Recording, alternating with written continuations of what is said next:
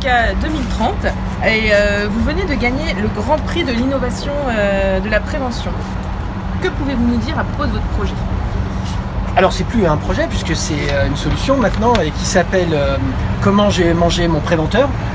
Titre surprenant, et pourquoi ? Parce que en tant que préventeur, j'ai été largement nourri par la prévention et l'objectif maintenant, c'est de nourrir les autres pour que la prévention devienne, je dirais, quelque chose d'essentiel pour chacun d'entre nous. Très bien. C'est-à-dire concrètement, ça consiste en quoi ?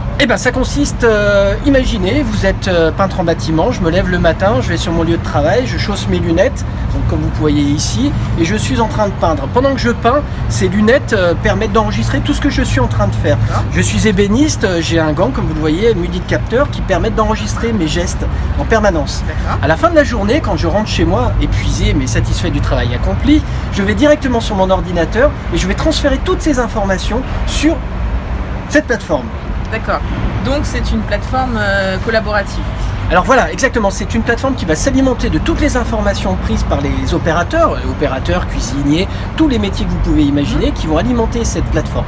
D'accord. Et concrètement, qu'est-ce qu'on fait avec tout ce qui a été téléchargé ? Il y a quelque chose après ou Alors ce qui se passe, c'est qu'avec les données téléchargées, on va pouvoir déjà échanger sur ce qui a été vécu, mais surtout, et c'est là aussi l'une des grandes nouveautés de Comment j'ai mangé mon père, c'est que je vais pouvoir chausser mon casque de réalité virtuelle et pouvoir choisir ce qui a été enregistré et me projeter dans la réalité de l'autre.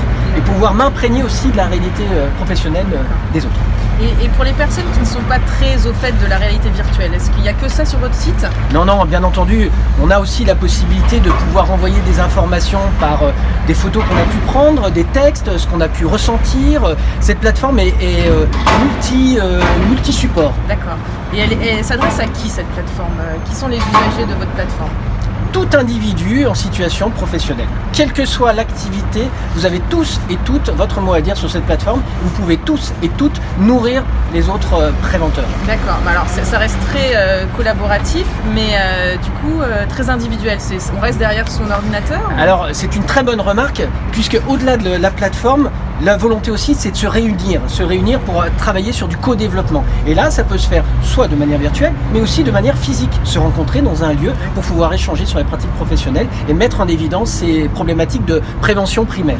Alors ça a l'air très, très beau tout ça, mais quel est le coût de cette solution justement ? Alors on a voulu rendre cette solution la plus